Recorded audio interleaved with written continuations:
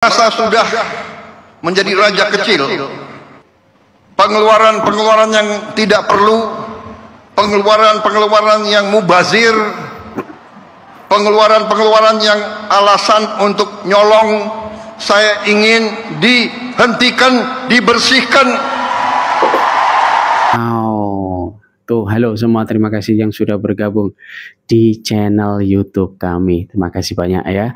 Jadi jangan lupa share, like, dan komen. Di share ya videonya. Gue pakai ini TNW kayak gini ya, TNW Go. Ini TNW Go dan juga ada mikrofonnya kayak gini. Lu yang bikin konten-konten nih worth it ini ya, di keranjang kiri bawah situ. Oke, ini ada raja kecil ini katanya Pak Prabowo, dan semuanya pada penasaran. Jadi siapa sih yang dituju oleh Pak Prabowo itu? Ya, kita lanjut ke videonya ya. Berpikir positif untuk Indonesia maju tentunya. Yuk, meluncur yuk.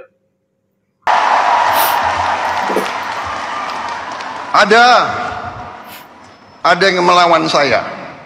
Ada. Wow. Dalam birokrasi. Dalam birokrasi. Siapa itu, Pak? Merasa sudah kebal hukum. Merasa sudah menjadi raja kecil.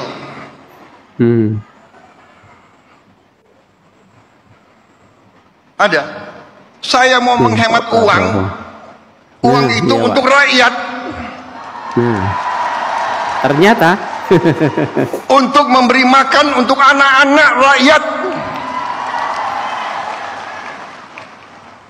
Saya ingin memperbaiki semua sekolah Indonesia. Tentang raja kecil yang berani menentang Prabowo Subianto. Raja kecil yang dinilai berani membangkang kebijakan efisiensi yang sudah diberlakukan Prabowo Subianto sejak beberapa hari yang lalu. Wah, hebat betul ini raja kecil, raja kecil. Di tengah semua orang tunduk dan tegak lurus dengan Prabowo Subianto, di tengah semua partai politik tegak lurus, samikna wa ta'na dengan Prabowo Subianto, tapi ada raja kecil yang punya cali di atas rata-rata, menentang, membangkang, dan mungkin mereka tidak happy dengan kebijakan efisiensi yang dilakukan oleh Prabowo Subianto. Jadi wajar kalau kemudian banyak pihak sampai hari ini bertanya-tanya dan menduga-duga, siapakah raja kecil ini yang nyalinya mantap, semantap-mantapnya, mengingat Prabowo Subianto adalah presiden yang saya kira memiliki dukungan politik yang cukup luar biasa. Mari kita cek satu persatu, mana ada di negara kita ini eksponen, kekuatan, termasuk partai politik yang mau menentang Prabowo Subianto. Tapi tiba-tiba pengakuan Prabowo ketika ada raja kecil yang kemudian protes dan menentang dirinya akibat efisiensi, itulah yang kemudian sampai hari ini sedang dicari siapakah orangnya. Tapi kalau menurut saya, raja kecil yang dimaksud oleh Prabowo adalah birokrasi. Ada yang melawan saya. Dalam birokrasi merasa sudah kebal hukum, merasa sudah menjadi raja kecil. Ada. Saya mau menghemat uang. Uang itu untuk rakyat, untuk memberi makan untuk anak-anak rakyat. Saya ingin memperbaiki semua sekolah Indonesia. Kita punya 330.000 sekolah. Lobby-lobby, wartawan, LSM suruh nyerang. Nggak apa-apa. Saya lebih takut emak-emak daripada takut mereka-mereka itu. Orang pergi pada Pak Prabowo. Kita tahu watak Prabowo. Saya tahu. Itu teman diskusi saya. Tapi ini soal bernegara. Kalau saya terangkan secara akademik, Prabowo ingin mengucapkan kemarahannya in optima forma, dalam bentuk yang paling maksimal.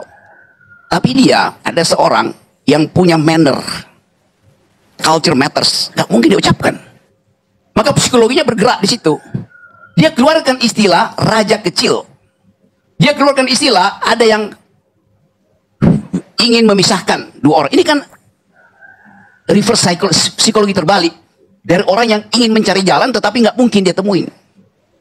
Dalam logika ada prinsip bahwa kalau Anda tidak bisa mematahkan argumen yang kuat, bikin argumenmu sendiri dan Anda bantah sendiri itu. Teknik berlogika itu begitu. Teknik berdebat juga begitu. Saya nggak bisa bantah Anda. Oke, saya pindahkan fokusnya. Saya buat pikiran saya sendiri dan saya kunyah pikiran itu di depanmu. Seolah-olah saya membantahmu, padahal saya membantah pikiran saya sendiri. Oke, saya jadi psikiater dulu hari ini. Karena kelihatannya Pak Jokowi juga mengalami keadaan yang sama. Kegelisahan psikologi yang sama tuh. Saya lihat Jokowi diwawancara oleh Mata Najwa. Ada nggak yang perhatikan? Kaki Jokowi tremor sepanjang. Anda perhatikan?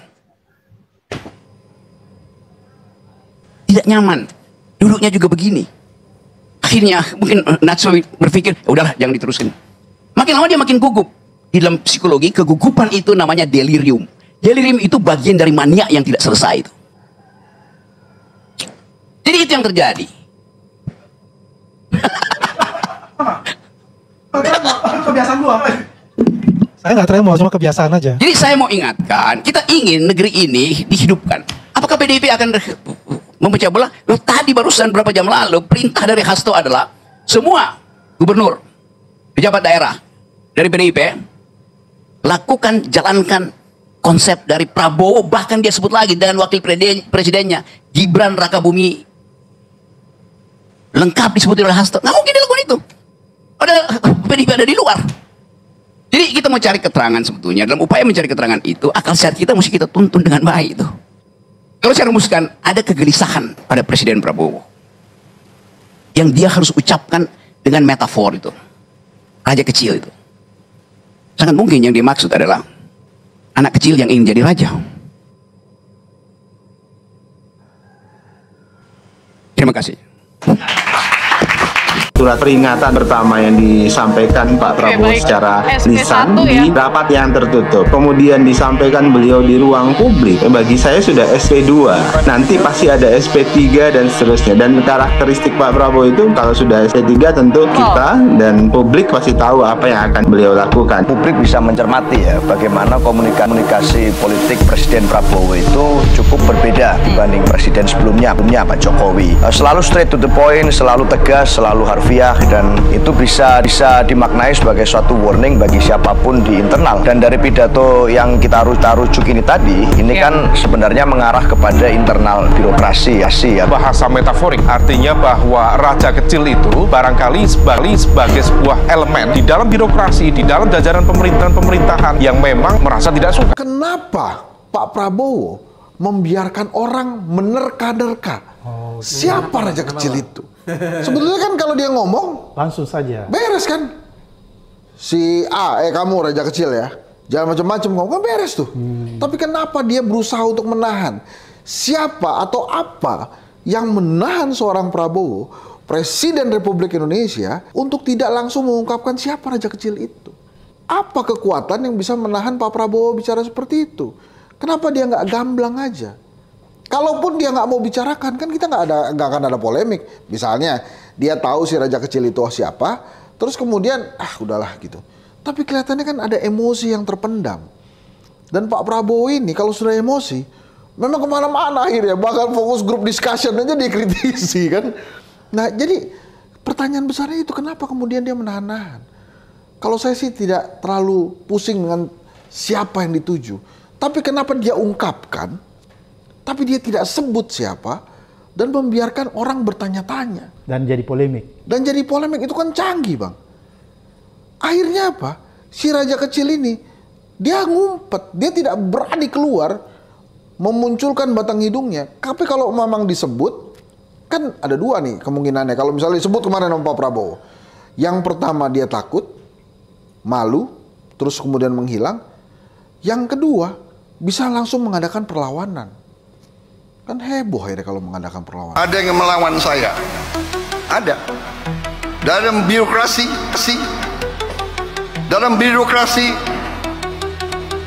merasa sudah kebal hukum, merasa sudah menjadi raja kecil.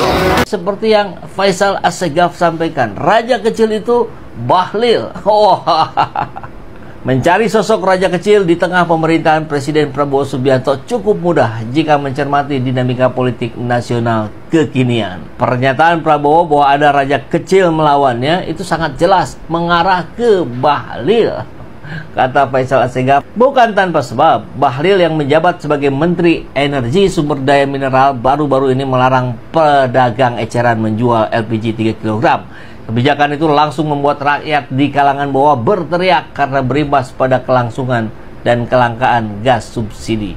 Yang lebih mengagetkan, ternyata kebijakan ini diinisiasi oleh Bahlil tanpa instruksi langsung dari Prabowo. Tak pelak Bahlil menjadi menteri Kabinet Merah Putih pertama yang kebijakannya dianulir Presiden Prabowo secara langsung. Tudingan tersebut memotret pada ketegangan Golkar dan Gerindra terkait keonaran gas 3 kg. Pikir bahwa Presiden Prabowo kan punya visi dan punya program. Dan untuk menjalankan visi punya program itu harus betul-betul patuh pada apa yang sudah disampaikan oleh pimpinan, dalam ini Presiden. Jangan ada yang menghambat, nggak boleh. Apalagi menteri-menterinya, kami ini kan pembantu itu kan adalah pembantu Presiden, Pembantu aja nggak boleh berbeda sama Presiden, apalagi yang lain. Itu maksudnya. Yang menjadi penghambat siapa tahu nggak Pak ini Pak? Yang menjadi penghambat birokrasi. Atau zikir dulu lah. Nah, jatuh pada siapa? Ya, yang tahu hanya mungkin Pak Prabowo mungkin atau dengan tim kecilnya ya. Jadi raja kecil itu siapa? Pak Prabowo yang tahu. Dan semoga bangsa kita selalu maju, berpikir positif. Jangan lupa juga ya, di-share juga video ini, di-like, komen ya. Komen juga, ditonton terus video-video kami berikutnya. Oke? Jangan berpikir negatif ya, berpikir positif. Raja kecil hanya Pak Prabowo yang tahu. Terima kasih. Assalamualaikum.